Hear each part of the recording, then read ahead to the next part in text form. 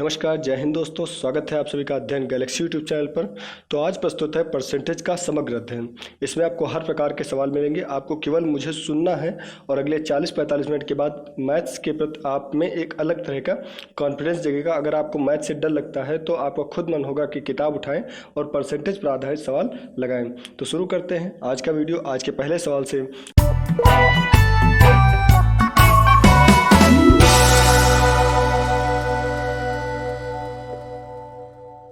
और पहला सवाल जो कि आपकी स्क्रीन पर शो हो रहा है वो ये है कि कोई दो संख्याएं किसी तीसरी संख्या की 20% और 25% हो तो पहली संख्या दूसरी संख्या की कितनी प्रतिशत है। तो यहाँ पर तीन संख्याओं की बात की गई है और यहाँ पर जो तीसरी संख्या है उसकी एक संख्या 20% है और दूसरी संख्या कितनी है 25% है।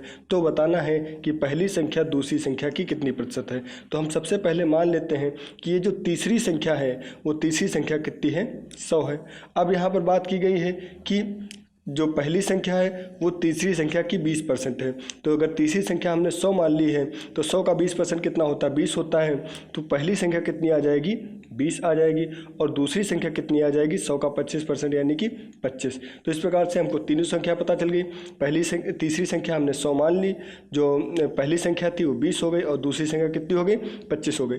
अब बताना है कि पहली संख्या दूसरी संख्या की कितने प्रतिशत है। तो हमने एक फार्मूला बताया था कौन गुणे 100 बटे किसका। तो यहाँ पर कौन का मतलब क्या हुआ पहली संख्या, और पहली संख्या कितनी है तो 20। तो 20 गुणे 100 बटे जो किसका का मतलब क्या है दूसरी का, और दूसरी संख्या कितनी है 25। तो बटे कितना हो जाएगा 25 हो जाएगा। 25 एकम 25, 25 चौके 100, 20 को 4 से मल्टीप्लाई करेंगे और हमारा आंसर आ जाएगा 80। और इस प्रकार से हमारा 80% जो है पता चल जाएगा। इसको अगर हम एक बार फिर से देखते हैं तो हमने तीसरी संख्या कितनी मान ली 100 मान ली, पहली संख्या 20%, 100 का 20% यानी कि 20 हो जाएगी और दूसरी संख्या 100 का 25% यानी कि 25 हो जाएगी। हमने फार्मूला लगाया कौन गुणे 100 बटे किसका। तो इस प्रकार से क्या हो जाएगा 20 गुणे 100 बटे 25 हो जाएगा और यहाँ पर 25 एकम 25, 25 चौके 100 और 20 चौके कितना होता है 80 यानी कि 80% हमारा राइट आंसर आ जाएगा। ठीक, तो इस प्रकार से पहले सवाल का आंसर कितना आ गया 80%। बढ़ते हैं दूसरे सवाल की तरफ। दूसरा सवाल क्या कह रहा है, कह रहा है कि यदि दो संख्याएं किसी तीसरी संख्या से 30% और 40% अधिक है। वहाँ पर 20% 25% की बात की गई थी, यहाँ पर अधिक की बात की जा रही है। तो दूसरी से पहली का प्रतिशत क्या होगा। बात वही है, थोड़ा सा बस सवाल चेंज है कि अधिक की बात की जा रही है। तो यहाँ पर हम फिर से तीसरी संख्या मानेंगे और तीसरी संख्या क्या मानेंगे, यहाँ पर तीसरी संख्या मानेंगे 100 मान लेंगे। अब पहली संख्या 100 का 30% अधिक है तो 100 का 30% कितना होगा 30 होगा और 100 में 30 हम जोड़ देंगे तो हमारा कितना आ जाएगा 130, यानी कि पहली संख्या हमारी कितनी आ जाएगी 130 आ जाएगी।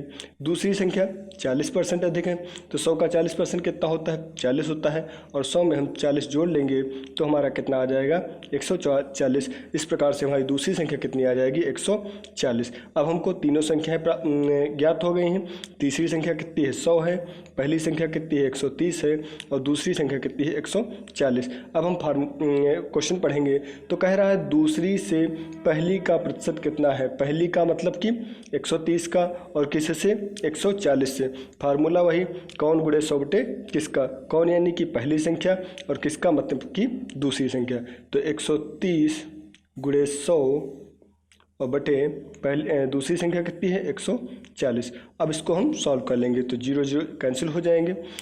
यहाँ पर देखेंगे तो ये 2 से काटेंगे 50 आ जाएगा, 2 से काटेंगे यहाँ पर कितना आ जाएगा 7 आ जाएगा। तो 13 को 50 से मल्टीप्लाई करेंगे तो कितना आ जाएगा 13 25 65 यानी कि 650 बटे 7 लिख सकते हैं और इसको क्या लिख सकते हैं 92 सही 6 बटे 7% हमारा आंसर आ जाएगा। एक बार फिर से देखते हैं तो मान लेते हैं तीसरी संख्या कितनी थी 100 थी, पहली संख्या 100 का 30% यानी कि 30 और 100 में 30 जोड़ा कितना आ गया 130 आ गया। दूसरी संख्या क्या हो जाएगी 100 का 40% यानी कि 40 और 100 में 40 जोड़ा कितना आ गया 140।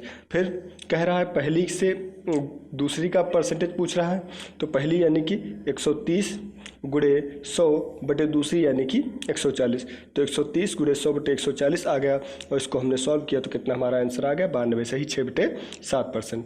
फार्मूला वही पुराना, कौन गुणे 100 बटे किसका। तो इस प्रकार से दोनों क्वेश्चन आपको समझ में आ गए होंगे। अधिक वाली बात जब होगी तो हम अधिक करके देखेंगे, अगर 20% 25% की बात की गई तो 25% करके हम आंसर निकालेंगे। इस लैंग्वेज में इस प्रकार के सवालों का आप ध्यान रखेंगे। बढ़ते हैं अगले प्रश्न की तरफ। अगला प्रश्न है, ए की आय बी की आय से 25% कम हो। फिर से देखिए, ए की आय बी की आय से 25% कम हो तो बी की आय ए की आय से कितने प्रतिशत अधिक होगी। तो सामान्य सी बात है कि 25% अधिक तो नहीं ही होगी, अगर होती तो सवाल क्यों पूछा जाता।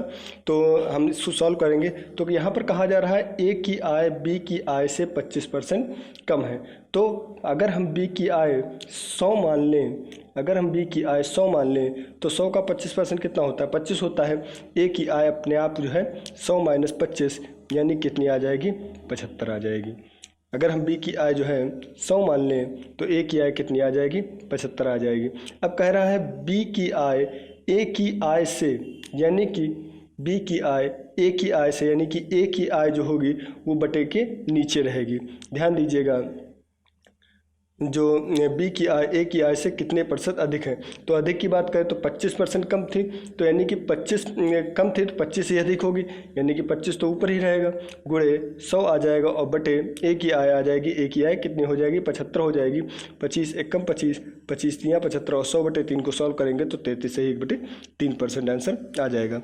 इसको एक बार फिर से देखिएगा, यहाँ पर दिया हुआ था ए की आय बी की आय से 25% कम हो तो बी की आय ए की आय से कितने प्रतिशत अधिक होगी। तो हमने मान लिया कि ए की आय कितनी थी, 100 रुपये थी, ठीक। तो 100 का 25% कितना होता है, 25 होता है, तो 100 में से 25 घटाया तो ए की आय हमारी कितनी आ गई, 75 आ गई। अब जो अगर इन दोनों का अंतर निकाला जाए 100 और 75 का, तो अंतर कितना आ रहा है, 25 आ रहा है। अब बस हम ये निकालेंगे कि 25 रुपये अधिक है बी की आय ए की आय से, तो यहाँ पर अब इसको परसेंटेज में निकालेंगे तो परसेंटेज में 25 हो जाएगा, बटे ए की आय कितनी है, 75 है, और गुणे कितना कर देंगे, 100 कर देंगे। 25 से कम 25, 25 तियाँ 75 और 100 बटे 3% आ जाएगा, जिसको हम सॉल्व करेंगे तो क्या आ जाएगा, 33 सही 1/3% हमारा आंसर आ जाएगा। तो इस प्रकार से हम इस सवाल को सॉल्व करेंगे। आपको उम्मीद करते हैं सवाल समझ में आ गया होगा। बढ़ते हैं अगले सवाल की तरफ। अगला सवाल जो है आपकी स्क्रीन पर जो शो हो रहा है वो ये है कि राम अपनी मासिक आय का 12% बचत करता है। यदि उसका खर्च 22,880 रुपये है तो उसकी मासिक आय ज्ञात कीजिए। आप लोग एक बात तो जानते होंगे कि एक जो मासिक आय होती है, वो जो मासिक आय होती है वह जो होती है बचत प्लस खर्च होती है। आप जितना कमाते हैं उसमें से कुछ भाग उसका खर्च करते हैं और कुछ भाग उसका बचाते हैं। तो जो बचत है और जो खर्च है उसको अगर जोड़ दिया जाए तो वह क्या होता है, मासिक आय होता है। अब अगर बचत हमको मालूम है, मासिक आय हमको मालूम है तो खर्च निकाल सकते हैं, अगर खर्च मालूम है, मासिक आय मालूम है तो बचत निकाल सकते हैं। यहाँ पर कह रहा है राम अपनी मासिक आय का 12% बचत करता है। तो अगर हम मान लें कि राम की आय है 100 रुपये, तो बचत कितनी करता है, 100 का 12% यानी कि 12 रुपये। अब खर्च की बात करें तो हम मासिक आय में से खर्च जो बचत है उसको घटा देंगे तो कितना आ जाएगा, 88 रुपये। ये उसका जो है वो खर्च है। फिर से देखते हैं, राम की मासिक आय हमने 100 मान ली, 12% बचत करता है तो 100 का 12% यानी कि 12 रुपये, ये हमारी आ गई बचत। और 100 में से 12 घटा दी यानी कि मासिक आय में से बचत घटा दी तो ये हमारा कितना आ गया, खर्च आ गया। अब हमारे हिसाब से खर्च कितना आ रहा है, 88 रुपये, और क्वेश्चन के हिसाब से खर्च कितना है, 22,880 रुपये। तो यानी कि जो 88 है ये 22,880 के बराबर है। अब देखिएगा 88 बराबर है किसके, 22,880 के, तो एक बराबर किसके हो जाएगा, 22,880 बटे 88 के। काट देंगे तो यहाँ पर कितना आ जाएगा, 260। हमने माना कितना था, 100 माना था, तो हमको 100 के बराबर लाना पड़ेगा। तो अगर एक बराबर है 260 के, एक बराबर है 260 के, तो 100 बराबर किसके हो जाएगा, 260 गुणे 100 यानी कि 26,000 के यानी कि मासिक आय उसकी कितनी हो जाएगी? 26,000 हो जाएगी। एक बार फिर से देखते हैं। हमने मान लिया मासिक आय कितनी थी? 100 रुपये थी, बचत 12 रुपये हुई, तो खर्च कितना आ गया? 88 रुपये आ गया। अब यहाँ पर देखेंगे कि हमारा जो 88 रुपये है वो बराबर किसके है? 12,880 रुपये के। तो एक बराबर किसके हो जाएगा? 22,880 बटे 88 रुपये के। 100 बराबर किसके हो जाएगा? 22,880 बटे 88 गुणे 100 के, और हमारा 26,000 जो है आंसर आ जाएगा। तो इस प्रकार से हम सवाल को सॉल्व करेंगे। उम्मीद करते हैं आपको सवाल समझ में आ गया होगा। बढ़ते हैं अगले टाइप की तरफ, अगले क्वेश्चन की तरफ। अगला क्वेश्चन जो है वो कह रहा है कि चाय के मूल्य में 25% की कमी होने पर खर्च में कितने % की वृद्धि की जाए ताकि संपूर्ण खर्च पर कोई असर ना पड़े। तो यहाँ पर एक बात समझिएगा। मान लीजिए कोई वस्तु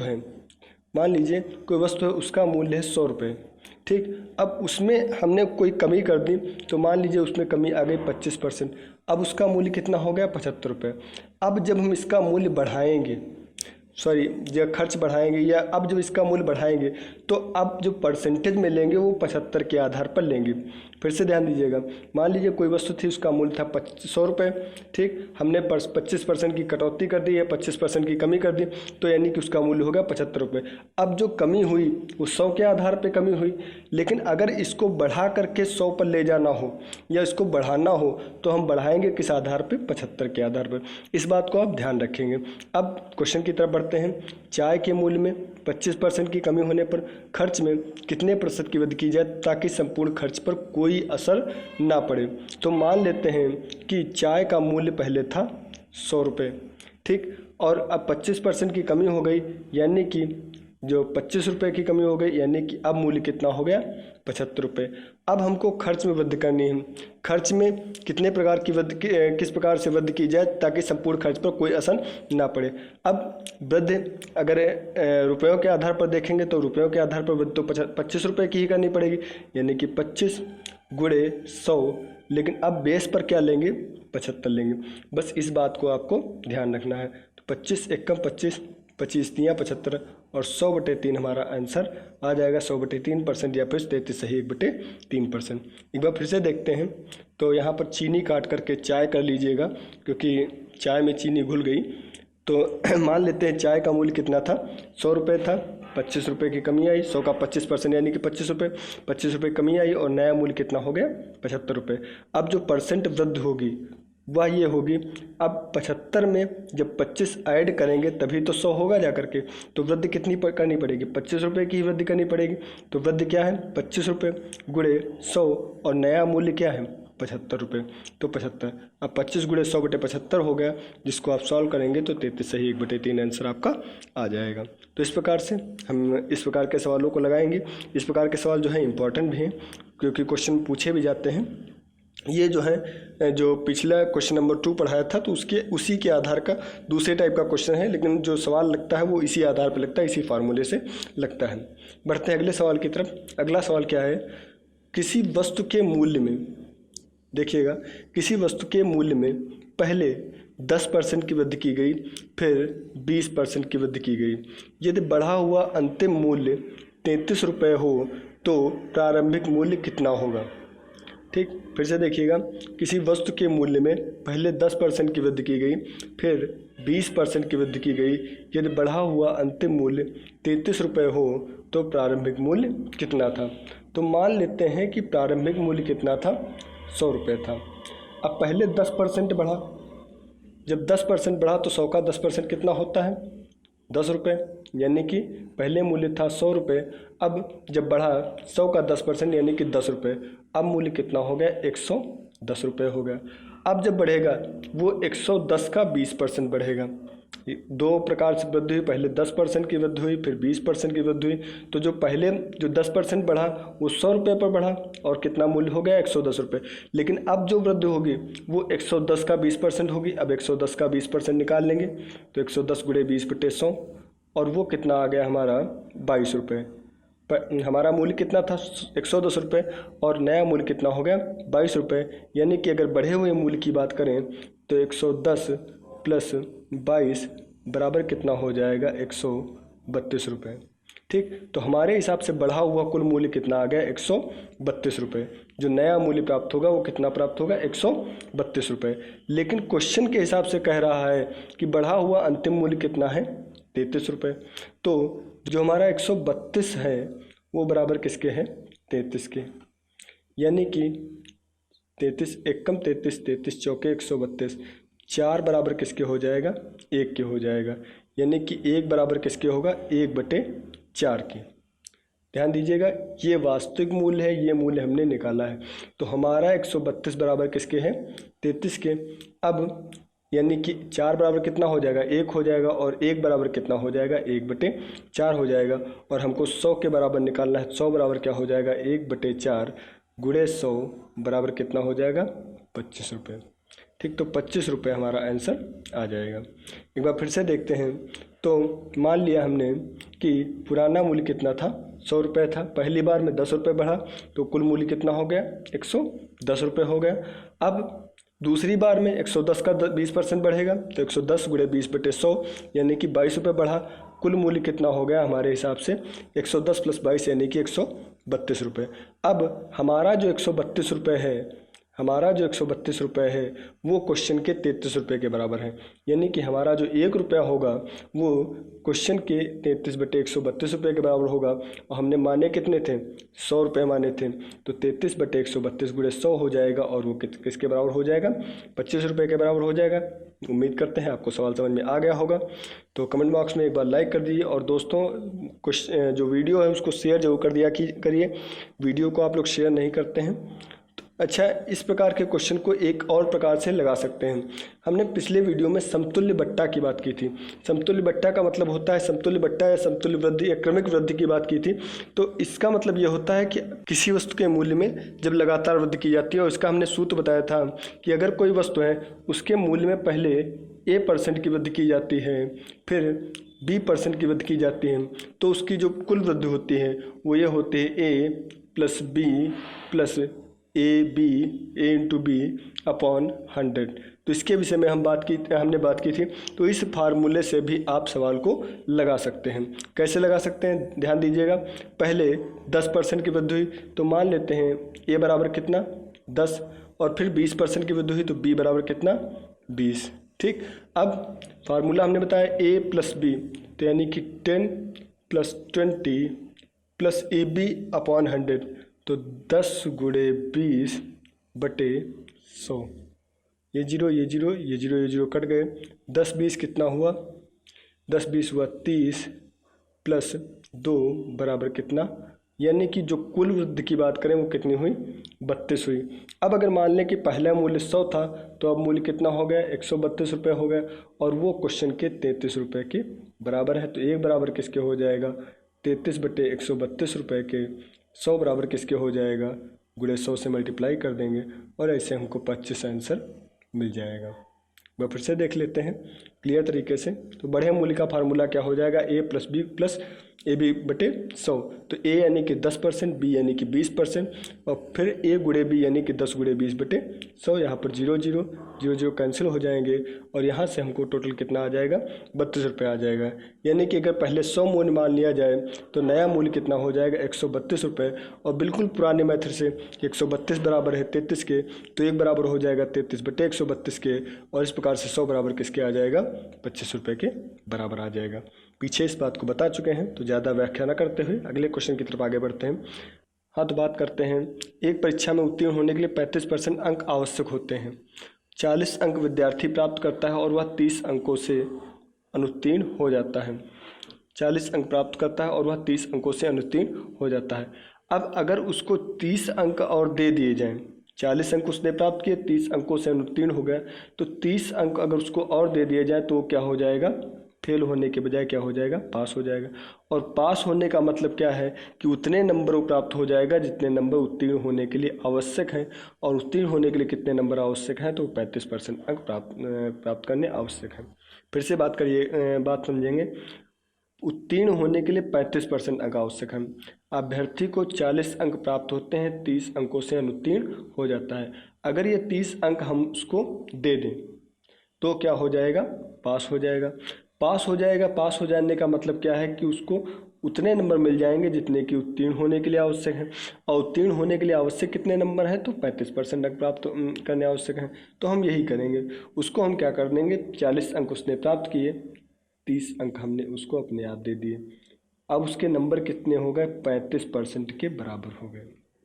ये बात आपको समझ में आई, पास हो गया। पास होने का मतलब 35% अंकों के बराबर हो गए, यानी कि 40-30 कितना हुआ, 70 बराबर किसके हो जाएगा, 35% के बराबर हो जाएगा। अब जब आपका 35% बराबर है 70 के, तो 1% बराबर किसके हो जाएगा, 70/35 के। बात की जा रही है अधिकतम अंकों की, तो अधिकतम अंक कितने पर होते हैं, 100% पर। तो 1% जब बराबर है 70/35 के, तो 100% जो होगा वो बराबर होगा 70/35 गुणे 100 के। अब इसको काट पी लीजिए, आंसर निकालिए। तो 7 दहम 70 और 7 पचे 35। 5 से 100 को काटेंगे कितना आ जाएगा, 20 आ जाएगा। और 20 दहम कितना होता है, 200 हमारा आंसर हो जाएगा। फिर से क्वेश्चन को समझेंगे तो वही बात कि 40 अंक उसको प्राप्त हुए, 30 अंक हमने दे दिए और उसके किसके बराबर हो गए, 35% के। 35% बराबर है 70 के, तो 1% बराबर हो जाएगा 70/35 के।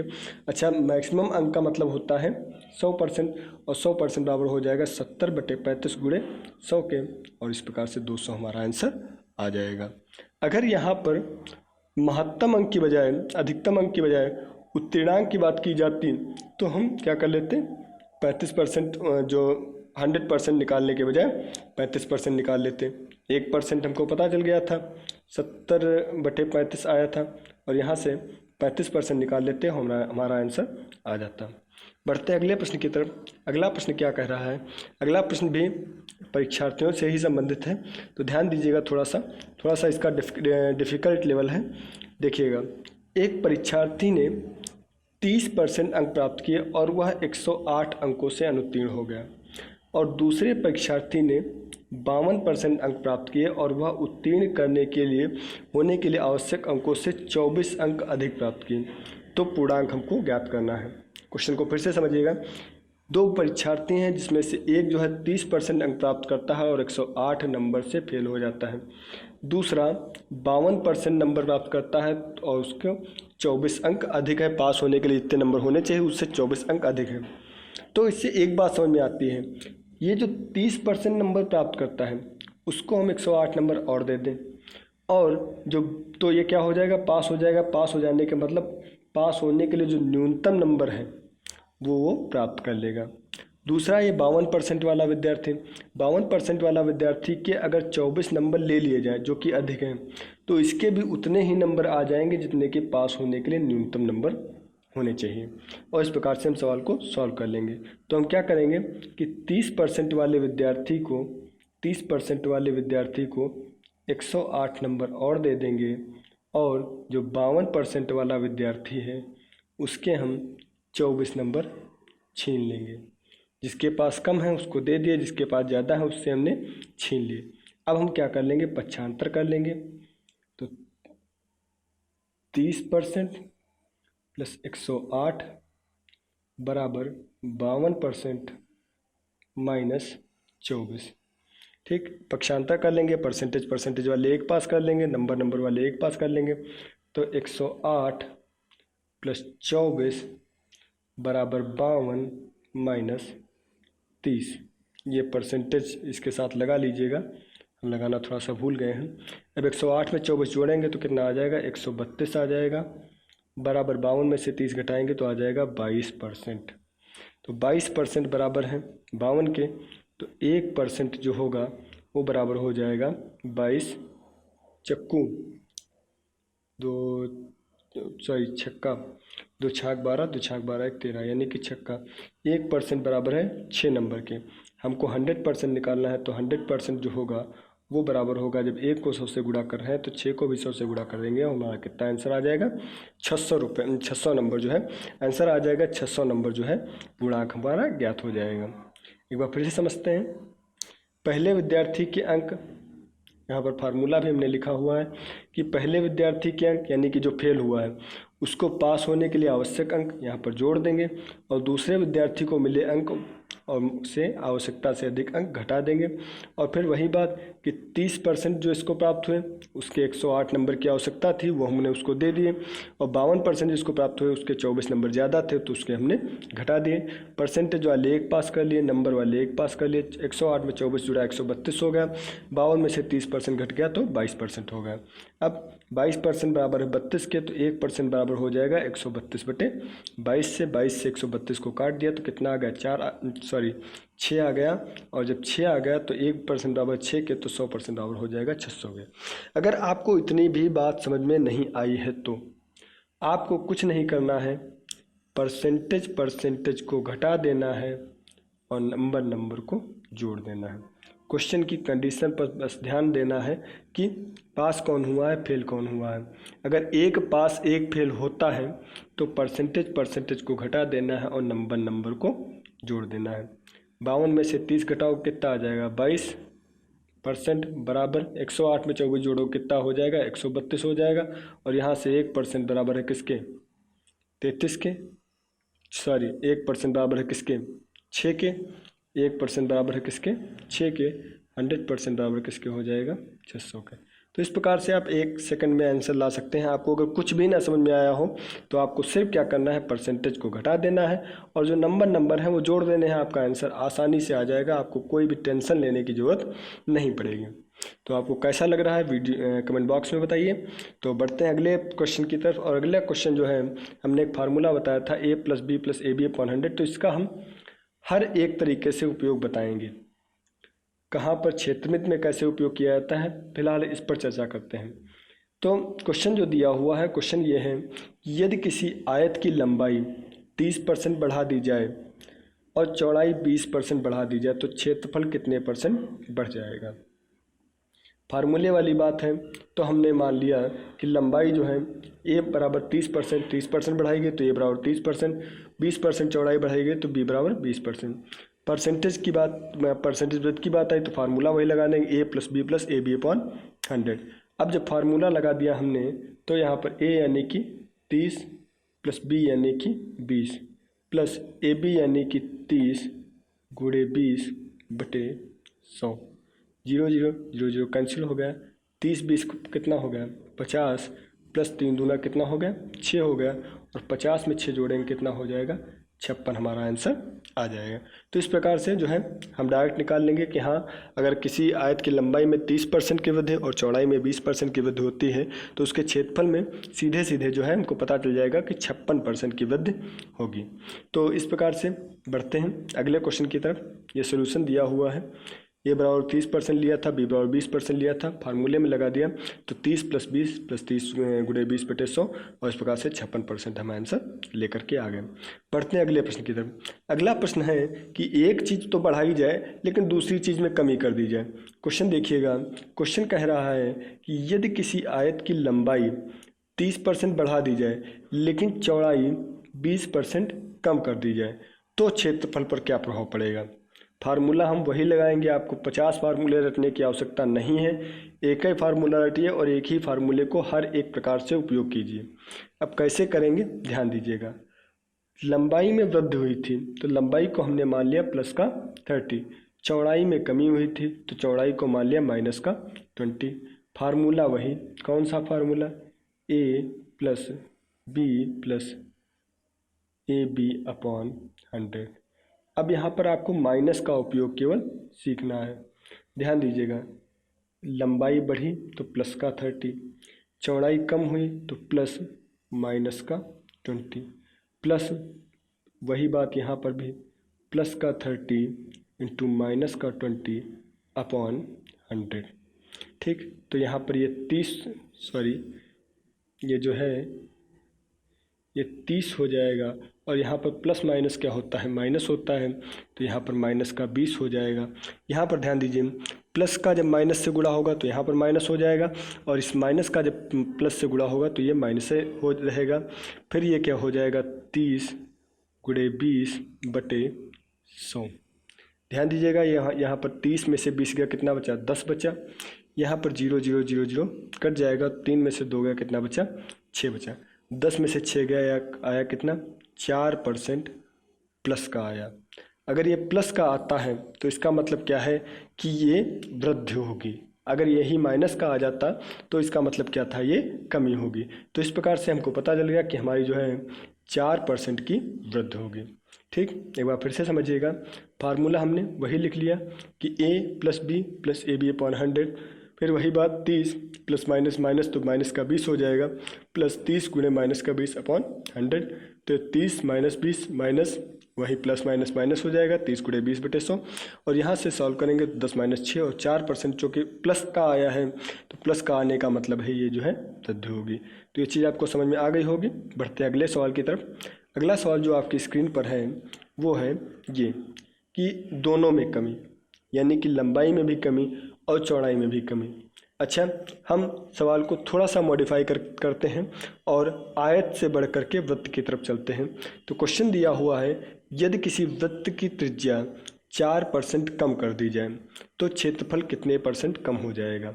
तो बात वही है कि जैसे मान लेते हैं कि त्रिज्या r है, ठीक, तो हम फार्मूला लगाते हैं πr²। ठीक, जो वृत्त के क्षेत्रफल का फार्मूला होता है वो πr² होता है। तो पहली बार में 4% की कमी हुई तो a = -4, दूसरी बार में फिर 4 की कमी हुई तो b = -4। इस बात को फिर से समझिएगा। मान लेते हैं वृत्त की त्रिज्या कितनी है, r है। फार्मूला क्या होता है, πr²। πr² को क्या लिख सकते हैं, r गुणे r, r गुणे r लिख सकते हैं, पाई गुणे r गुणे r लिख सकते हैं, यानी कि r गुणे r का प्रयोग हुआ है। अब एक r को a मान लेते हैं, -4 हुआ, दूसरे r को b मान लेते हैं तो ये क्या हुआ, -4। फिर वही फार्मूला लगाएंगे, कौन सा, a + b + ab/100। उम्मीद करते हैं फार्मूला याद हो गया होगा आपको। तो ये -4 प्लस -4 और प्लस -4 गुणे -4/100। ठीक, बढ़ते हैं अगले पॉइंट की तरफ। तो यहाँ पर ये -4 हुआ, ठीक, और प्लस माइनस माइनस होता है तो -4 हुआ, प्लस यहाँ पर दिया हुआ था -4 गुणे -4। अगर इसको देखें तो माइनस माइनस क्या हो जाएगा, प्लस हो जाएगा। तो ये -4 -8 हो गया। यहाँ पर देखें प्लस, ये माइनस माइनस क्या हो जाएगा, प्लस हो जाएगा, और 4 चौके कितना होता है, 16/100 हो जाएगा। तो कितना आ जाएगा, -8 और प्लस 0.16। -8 में से 0.16 घटा लेंगे और हमारा आंसर आ जाएगा, लगभग आएगा -7.84%। आप लोग कैलकुलेट करके देख लीजिएगा, जल्दी जल्दी में कैलकुलेट नहीं कर पाए तो देखिएगा फिर से एक बार। तो फार्मूला हमने वही लगाया, a + b + ab/100। तो ये क्या हो जाएगा, प्लस -4 प्लस -4, ये a की वैल्यू है और ये किसकी, b की वैल्यू है। फिर ab, तो a की वैल्यू यहाँ पर -4 और b की वैल्यू यहाँ पर -4/100। अब यहाँ पर प्लस माइनस माइनस हुआ तो ये -4 हुआ, ये प्लस माइनस माइनस हुआ तो ये -4 हुआ, ये माइनस और माइनस, ये माइनस और ये माइनस दोनों मल्टीप्लाई हुआ तो ये क्या हो गए, प्लस हो गए। और प्लस का प्लस से मल्टीप्लाई होता है तो प्लस ही होता है, तो 4 चौको 16/100 ये प्लस का रहेगा। यही बात मेन बताने के लिए हमने इस सवाल को ऐड किया है। अब -4 -8 हो गया, और ये क्या हो गया, जो है 100 से 16 को भाग देंगे 0.16 आएगा, और इस प्रकार से -7.84 जो है आया। अब ये चूँकि माइनस में आया हुआ है, माइनस में आने का मतलब क्या है कि क्षेत्रफल में कमी होगी। अगर यही प्लस में आता तो इसका मतलब क्या था कि क्षेत्रफल में वृद्धि होगी।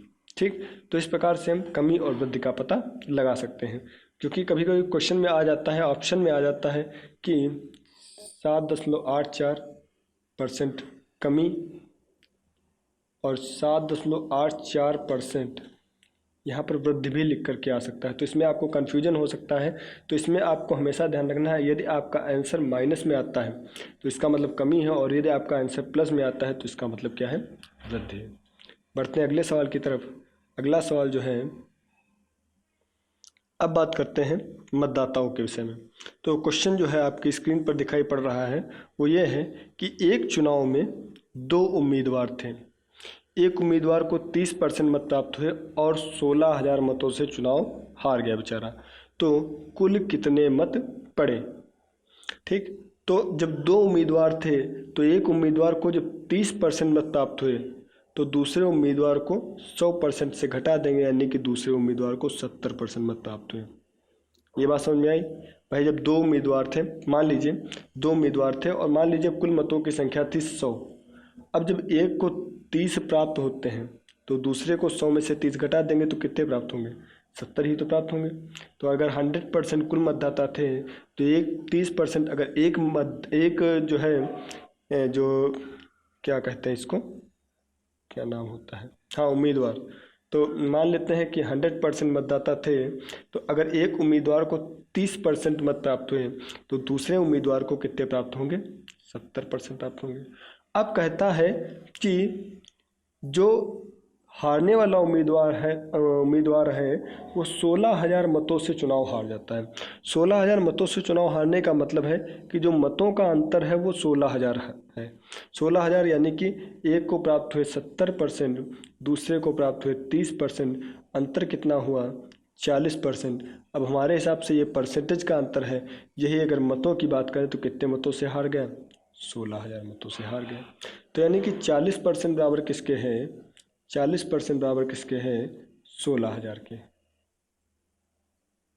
अब जो 40% बराबर है 16,000 के, तो 1% बराबर किसके हो जाएगा? 16,000 बटे 40। 0 0 कैंसिल हो जाएंगे और 4 से 1600 को काटेंगे तो कितना आ जाएगा? 400। बात करें अगर 100% की, तो यहाँ पर 2 जीरो बढ़ाएं तो यहाँ पर भी 2 जीरो बढ़ाएंगे और हमारा कितना आंसर आ जाएगा? 40,000 हमारा जो है आंसर आ जाएगा। तो इस प्रकार से हम क्वेश्चन को लगा सकते हैं। तो फिर से देख लेते हैं। मान लेते हैं दो उम्मीदवार थे, पहले उम्मीदवार को 30% मत प्राप्त हुए तो दूसरे उम्मीदवार को 100 में से 30% घटा देंगे तो 70% मत प्राप्त हुए, यानी कि दोनों के जो मत प्राप्त हुए उसका अंतर कितना हुआ? 40% प्राप्त हुआ। अब ये जो 40% हैं वो बराबर किसके हैं? 16,000 के। तो 1% बराबर किसके हो जाएगा? 16,000 बटे 40। यहाँ से कैलकुलेट करेंगे कितना आ जाएगा? 400 आ जाएगा। 100% बराबर किसके हो जाएगा? 400 के आगे 2 जीरो और बढ़ा देंगे, हमारा 40,000 आंसर आ जाएगा। तो इस प्रकार से जो है मतदाता वाले क्वेश्चंस को आप लगा सकते हैं। बढ़ते हैं अगले सवाल की तरफ। अगला सवाल जो है आपकी स्क्रीन पर जो दिखाई पड़ रहा है और ये अंतिम सवाल है, तो बढ़ते हैं इस सवाल के अंतिम सवाल की तरफ।